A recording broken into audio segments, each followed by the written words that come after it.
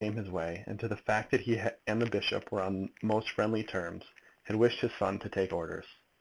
But Frank had known himself and his own qualities too well to follow his father's advice. He had chosen to be a barrister, and now, at 30, was in Parliament. He had been asked to stand for Bobsborough in the Conservative interest, and as a Conservative he had been returned.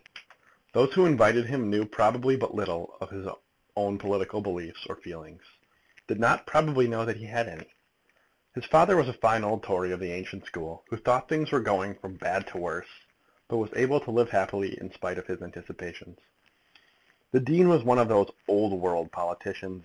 We meet them every day, and they are generally very pleasant people, who enjoy the politics of the side to which they belong without any special belief in them. If pressed hard, they will almost always own that their so-called convictions are prejudices. But not for worlds would they be rid of them.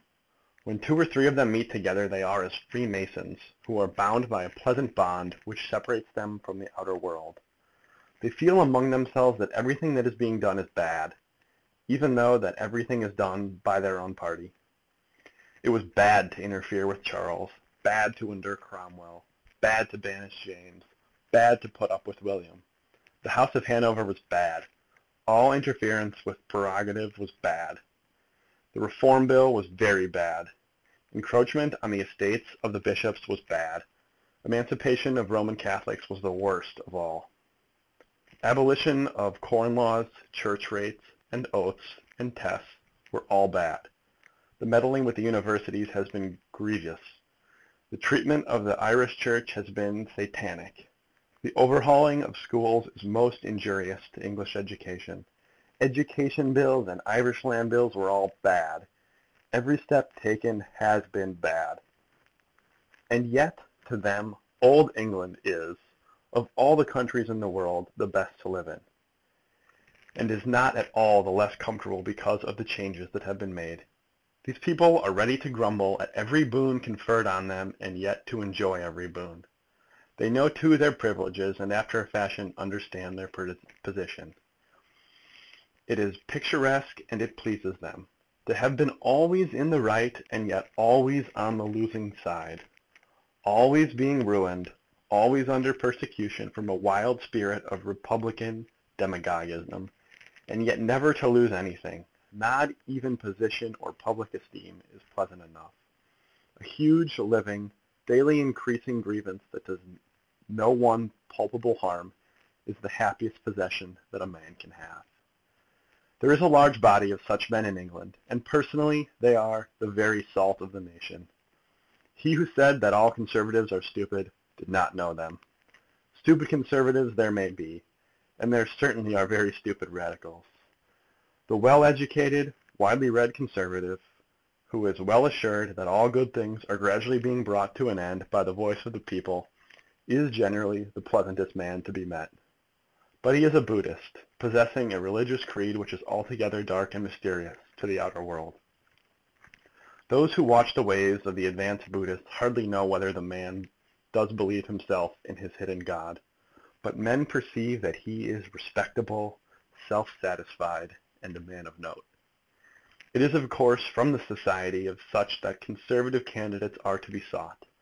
But alas, it is hard to indoctrinate young minds with the old belief, since new theories of life have become so rife. Nevertheless, Frank Greystock, when he was invited to stand for Bobsborough in the Conservative interest, had not for a moment allowed any political heterodoxy on his own part to stand in the way of his advancement. It may, perhaps, be the case that a barrister is less likely to be influenced by personal convictions in taking his side in politics than any other man who devotes himself to public affairs. No slur on the profession is intended by this suggestion.